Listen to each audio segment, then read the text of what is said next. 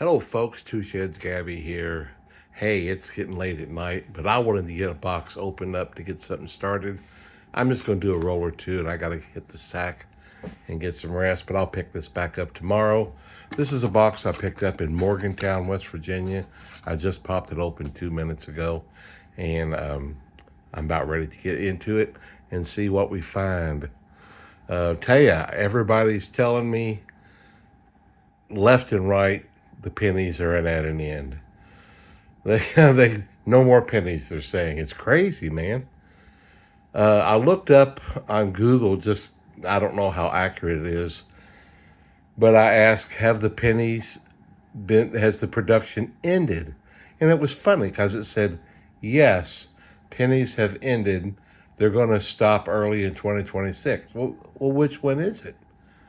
Are they ended or are they going to stop at early 2026? It's kind of a weird article.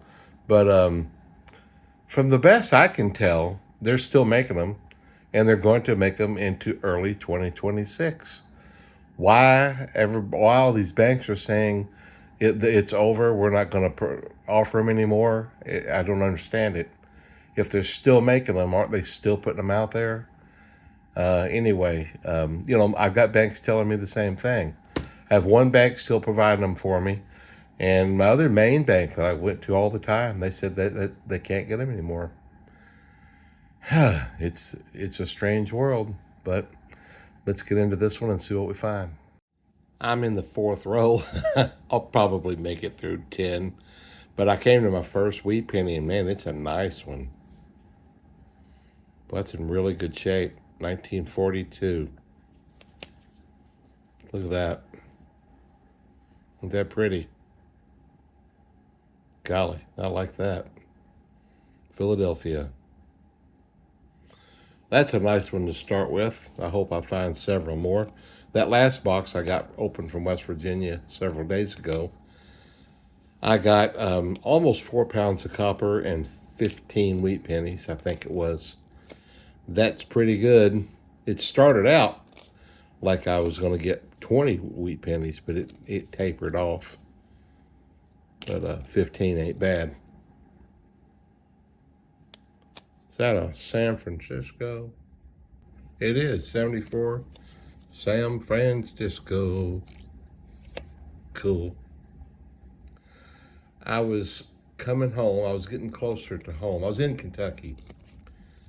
And I was driving along, and I was overtaking a car in the lane next to me, and I could tell that the driver had bright pink, dyed real shiny pink hair, and she had bumper stickers, and so I was looking forward to seeing what they had to say. And I have to tell you, I felt kind of sad for the young girl.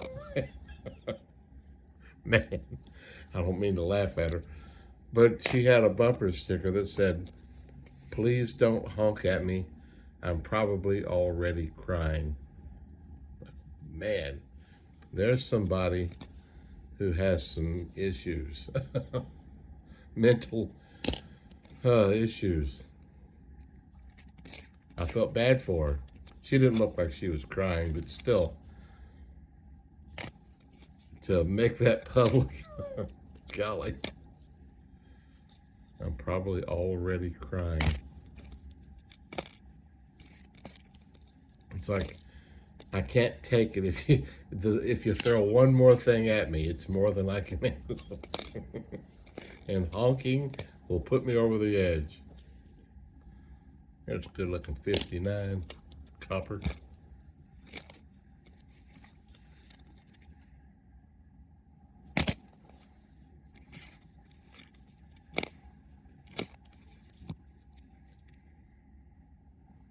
Copper.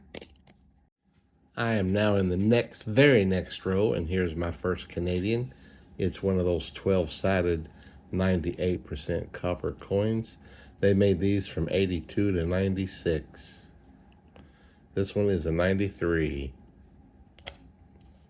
Copper. I heard a song the other day, and it made me think of something.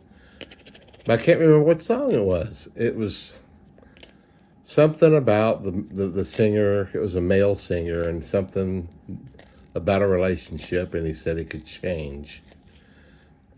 I just knew I'd remember the song, but I don't. But the point was, it reminded me of Red Green. You guys remember the Red Green show? Hilarious. A little duct tape takes care of everything. But one of they have a men's club thing, and they get together and they pledge their man club pledge when they get together. I'm a man. I can change if I have to, I guess. I love that. Oh, it's hilarious. He had to quit doing the show because it wasn't his real voice, and it was messing with him trying to do that voice all the time. 82. I don't even have my scale here, so I'm putting them all in the jar. I'm sure it's around here somewhere. I've told you guys I was going to order another one, and I haven't yet. I really need to, because I think that thing's getting ever so slightly unreliable. What is that? Nasty.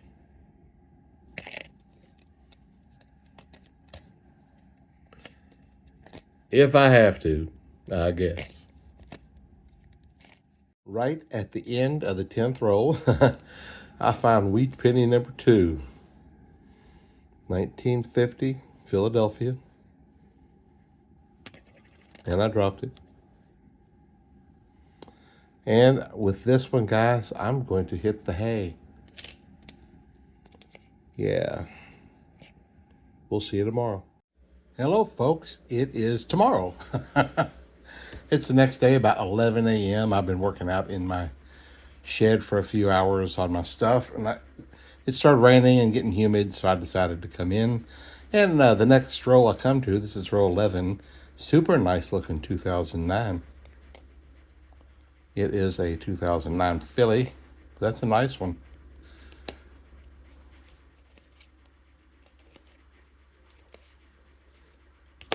Trying to slowly get stuff done around here.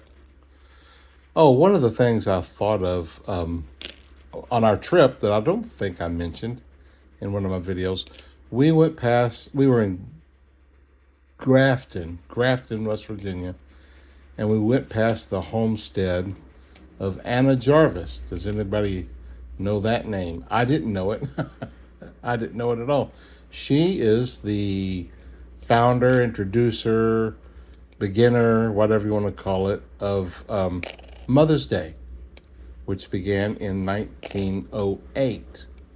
She was an activist, which I assume for that time was women's rights activist. And her mother had expressed to her a desire to have a day for women, a Mother's Day thing.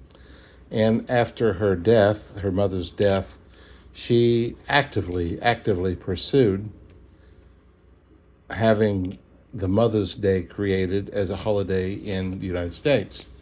And after some period of time, she was successful. Obviously, in 1908, Mother's Day became a thing.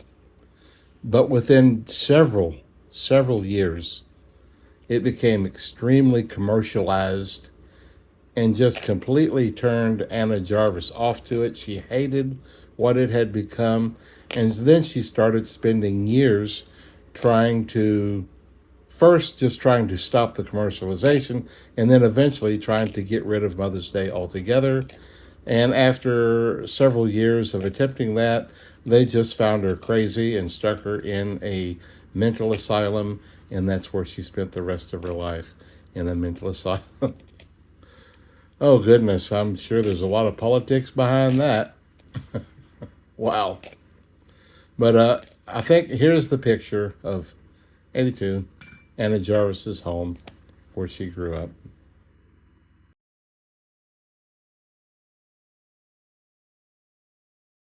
Oh, hey guys, I just wanted to show you. This is up here on top of my safe is where I'm putting this year's copper that I've been hoarding. And all of this one just got started, but all the rest of these are full 15-pound boxes. And so I got this plus 165 pounds, plus whatever, probably about a pound or two in there. So I've been really putting it away. I've still got my 500 pounds in my closet, and I'm just going to keep putting it away till I don't know when. Anyway, let's get back to my hoarding, my coin roll hunting. Hey, the very next roll, after showing you my copper up there, I come to wheat penny number 3. This is my 15th roll. That's a pretty old one, 1930 Philadelphia. I like getting them older than the 40s because we get 40s and 50s quite a bit.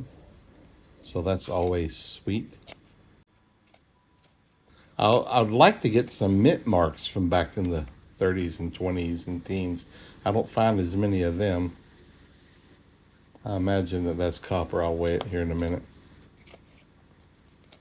Oh, yeah. Have you guys, 82, seen what copper pennies have gotten to? You know, forever I was saying, well, they're 2.96, 2.97 cents each. The copper value, they have jumped up to 3.18 cents each. Wow, that's a pretty big jump. It's not massive, but it's a noticeable difference. We're over 3 cents now. That's the cool thing. I like it when they're over 3 cents each. The nickel, I guess, didn't move as much. They are like 0.58 cents each, not quite 6 cents each. They're worth more than a nickel. But I'm not going to try to save all of them. There's no way. I'll put some of the older ones away. And I'm even thinking about, since I've got almost 2 full boxes of rolls, $100 boxes, I'm thinking that for a while, I'm just going to go after the ones that are under 100,000. If there's more, if there's more than 100 million of them, I think I'm just going to pass them along to the next person who's saving them, and I'll start keeping the ones that are under 100 million. I was in my next row. This is the 16th row, and I came to a Wheatie, and I glanced up, and look at that. There's another one right there. So here's number 4 and 5 right here in this row. That's mighty fun. 1956 Philadelphia. That's number 4.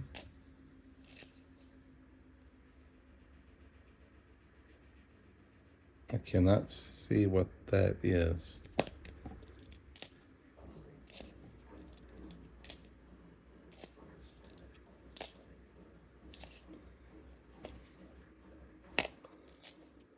What do we have? 1958D, the rare one. That's number 5 anyway. That's pretty neat. I like putting my rolls of wheat pennies away. Golly, folks, this is the last row in the first half of the box. I'm getting copper, but I'm just not getting a lot of other stuff. I do have 5 wheats, so, if I can get 5 in the second half, I get my 10, so that's good. And if I get 3 pounds of copper, well, then I have, I've reached the goal that I usually look for, so I'm not there yet, but I'm halfway. I've got this, and I have to be careful how I say it on this channel.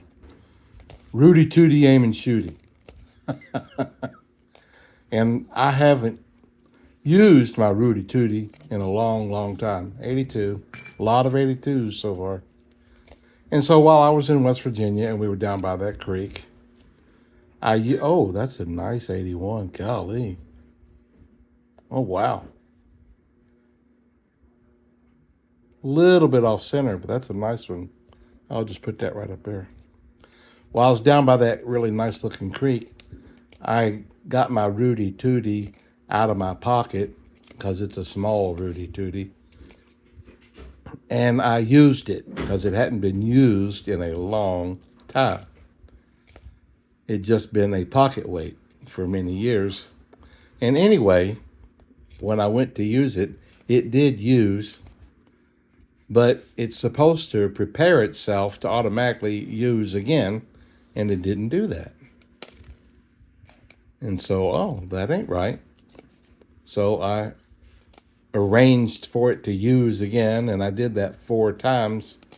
Each time it did use, but it never did arrange itself to use again on its own.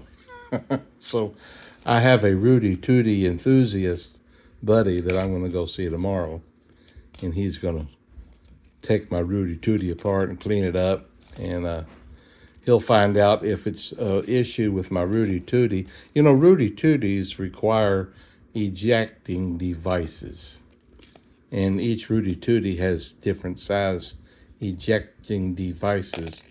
The size of my ejecting devices are called .22, and he's going to see if maybe my .22s are so old that they don't work as well in my Rudy Tooty that's supposed to automatically set itself to reuse again. And so if any of that made sense, I'm hoping to get that figured out. I am now in the 3rd row in the second half, and I get my second Canadian copper penny, a 1968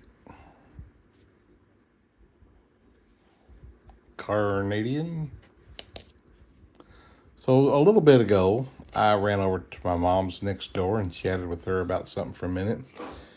And while we were talking, she said, you know, your aunt, it was my dad's sister, said she gave me some things, you know, toward the end of her life, some little boxes of jewelry and stuff. And she said in one of the boxes was a few of her teeth, and she goes, I think they might have gold in them. I'm like, really? I said, do you want them? She says, well, I don't want them. She says, you can have them. So she went and found them and brought them to me and opened them up. And I said, so I think that's just like silver and mercury stuff, you know.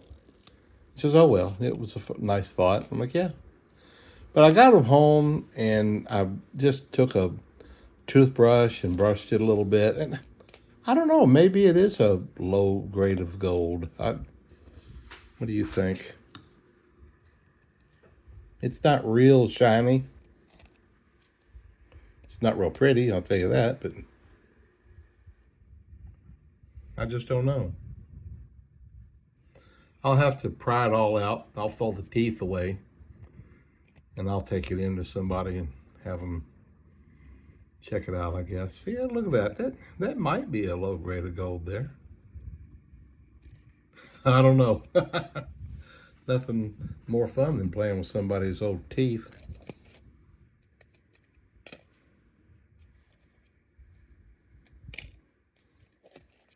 I hope it's gold. It's pushing $4,000 an ounce today.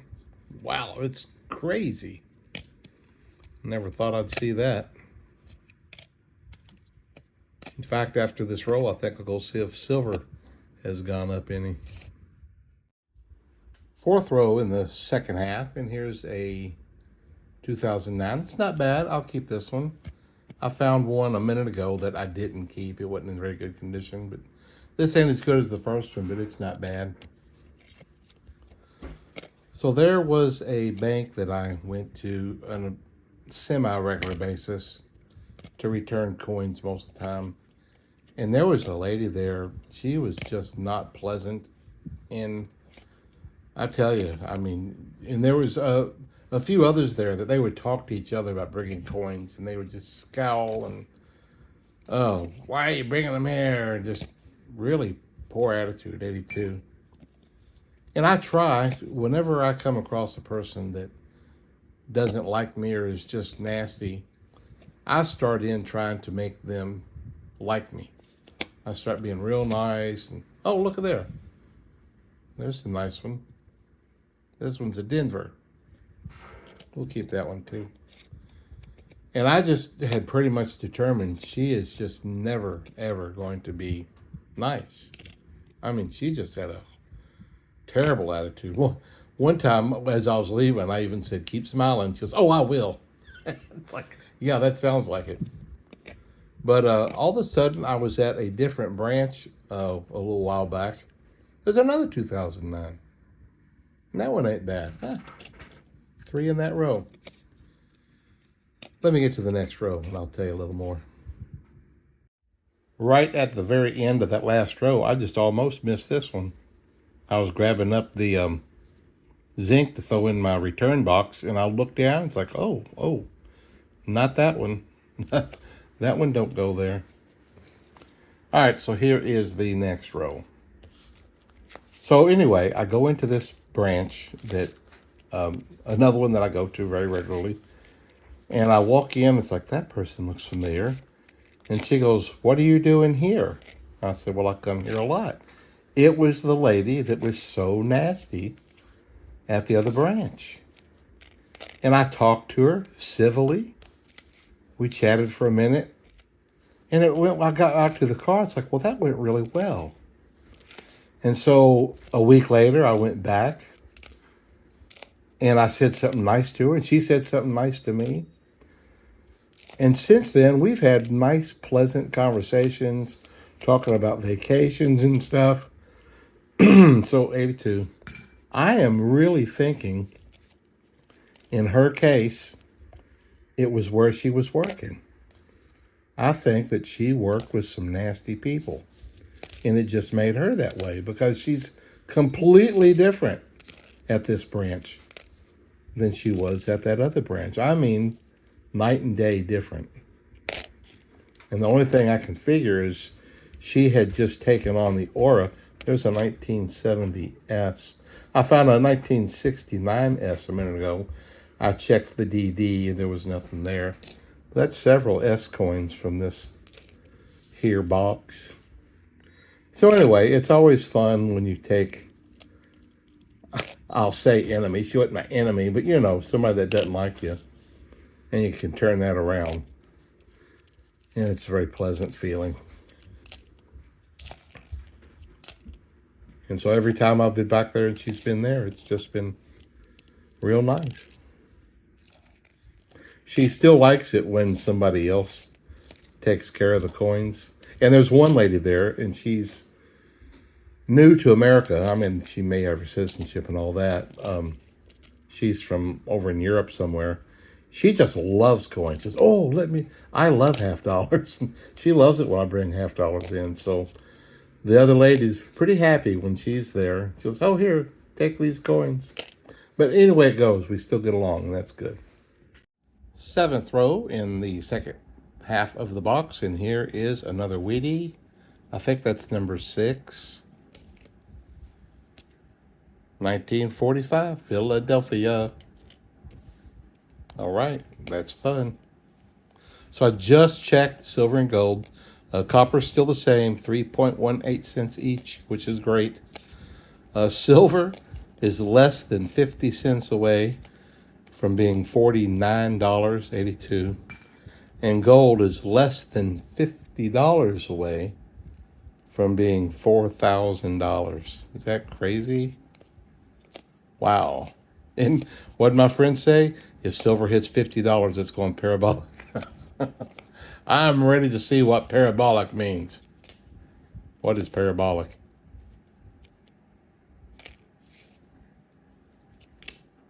I mean, there's, looky, another wheat. And another wheat right there, 3. 1946 Philly and 1956 Denver. Let me count these. Okay, that's number 8. Just had to make sure. Number 8.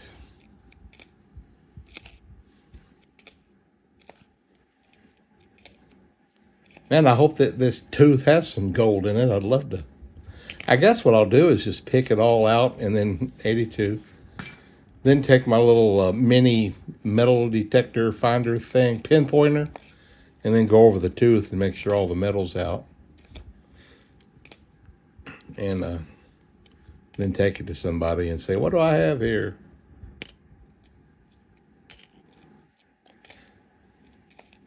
I don't think I want to sell it though. I don't have very much gold. I'd like to keep it till it's worth, just $1 million in it. $1 million.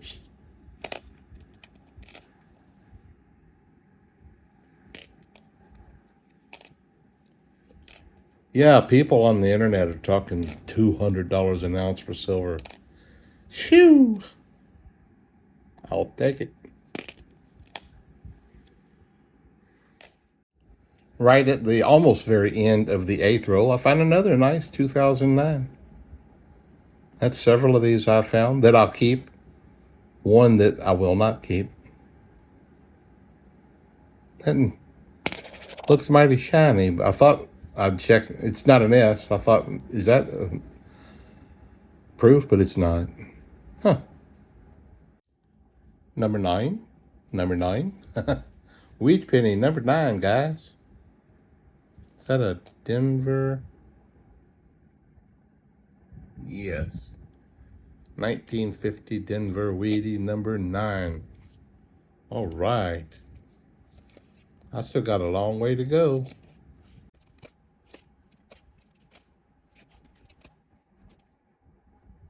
I've still only found one of those 23 extra V's. I'd like to find, there's number 10. Haha, double digits. 1957 D for double digit. We have our 10th, folks. Man, well, will we hit 15 like we did the last box? I hope we do. Another 23.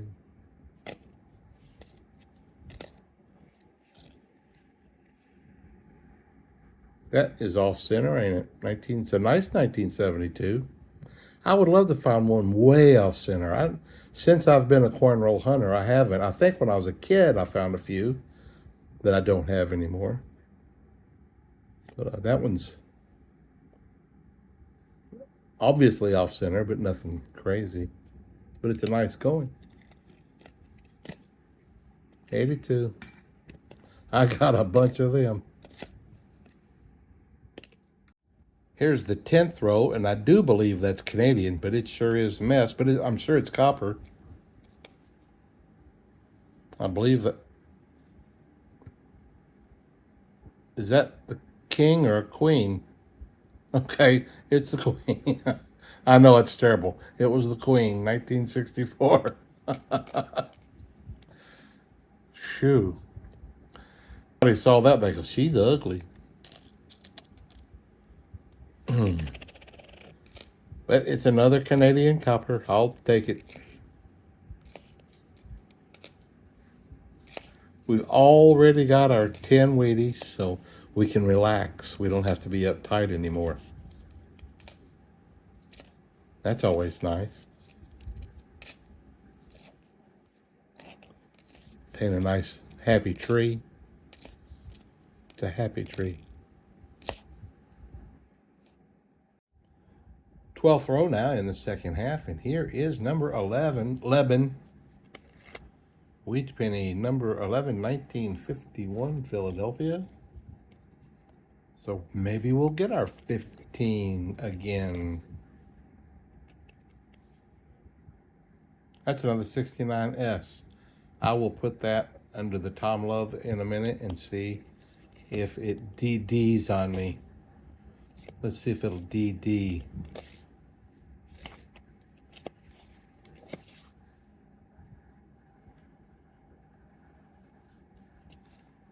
Well, folks, I get people probably every day now saying they're getting cut off from the penny.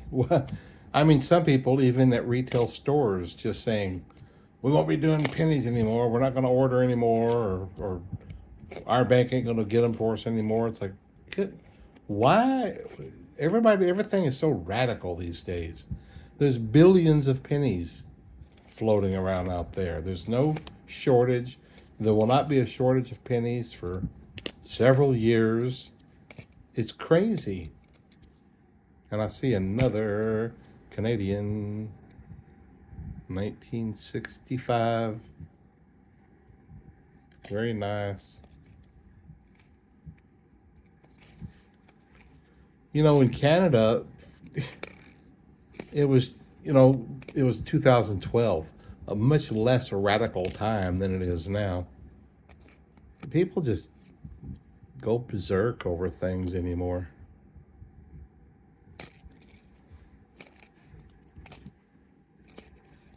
It won't be hard to find a penny. I was at one bank and I said, "Yo, they'll be rounding up and down." Just, "Oh, we won't be rounding down." Like, what do you mean you won't be rounding down? That's the whole idea. Because then she turned right around and said, "Oh, now I guess my till will be off." It's like, what if you're rounding up every time you get in between 1 and 4 cents? You ain't gonna. It's gonna be on your favor, not low. Good grief. Ugh, people and these attitudes. I hope somebody comes out and tells them you have to round up and down. If it's 3 cents, you round up. If it's 2 cents, you round down. Did I say that right? I think I did. 14th row now in the second half in wheat penny number 12, 56D. There was nothing DD about that 1969S that I could see.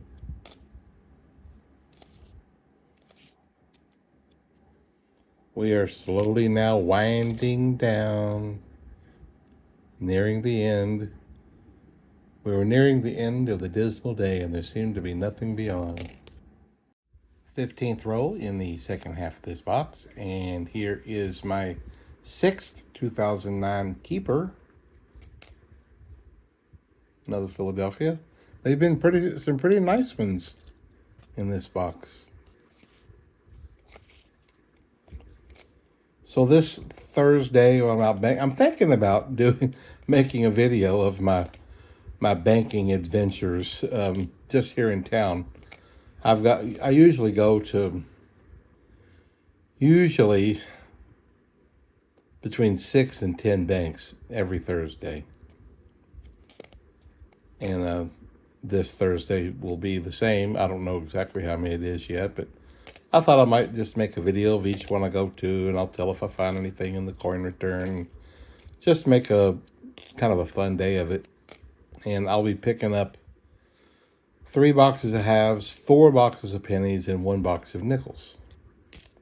And I think my goal is to get 4 boxes at least of pennies a week now until I get cut off. And just keep, I've got, I don't know, I'm pushing 40 boxes now, I think, sealed boxes. I've still got 2 more up here from West Virginia that I'll definitely be going through, in the next week or so. But I'm going to be putting away a lot of boxes if I can keep getting them. I said at the first of the year, 82, that I wanted to get 100 boxes, and then I just kind of backed off, and I wasn't doing it. There was a little talk like the pennies might not end, and then after we found out they were going to end, I really didn't pick it up very much, and now it's panic mode. But I'm not going to be radical. So I'm just going to try to keep getting at least 4 boxes a week. 16th row now. And here is another Canadian copper, 1980. Several of those now.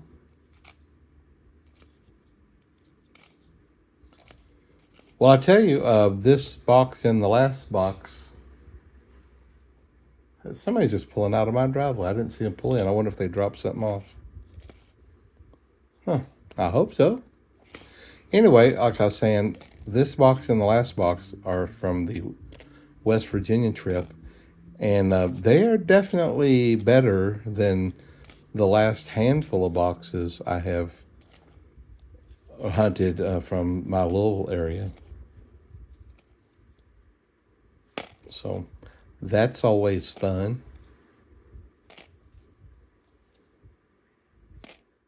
Just 4 rolls to go in the box after this roll. And here's wheat penny number 13, 1956 Denver. The last several I have found have all been in the 50s. Oh, a couple rolls back I found this too. 68 San Francisco. It's pretty nice looking. Just thought I'd show you.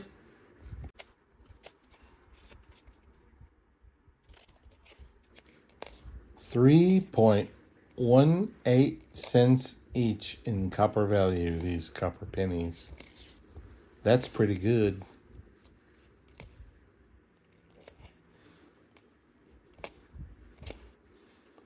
Makes my big copper hoard worth that much more money.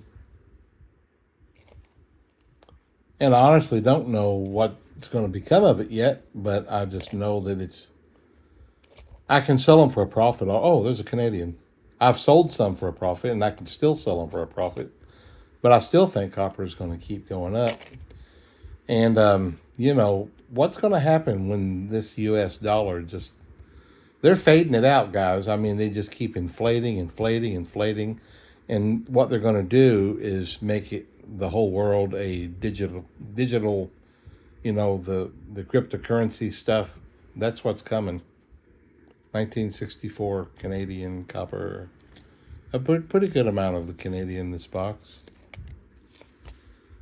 I don't want it to be centralized where the government's in control, obviously. But I have a feeling that's where we're headed. I just pray that we don't get the radical left back in office, because then they'll freeze funds and stuff. So you got to have a backup, I'm telling you. And so I'll use my copper and my silver as a backup. And maybe whatever gold I find in this tooth. I don't have very much gold. I've got a few little specks here and there. I think I've got the gold out of a tooth from a long time ago. Well, from somebody, I don't remember whose it was, but I do have one that's very obviously gold. And I've got a little tiny gold nugget. I've got a few little specks of gold, and I've got a gold ring. So I've got a few little things, but not much. Mostly I've been the poor man's gold. I've been the silver man. Now I'm the poor man's silver. I've got the copper. Well, folks, I didn't find anything else in those last couple of rows, so I'm just sitting here weighing my 82s. Oops. And as soon as I'm finished, I'll go over there and see how many pounds of copper we got. I got a long way to go here.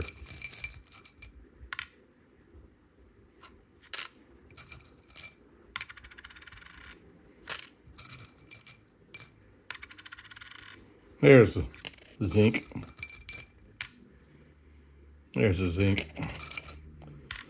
Well, I'm not going to bore you with going through all the rest of these. I got a whole bunch of them. But when I get done here, I'll come back and we'll weigh our today's copper and see what we come up with. We ended up with 12 wheat pennies, which is A-OK by me.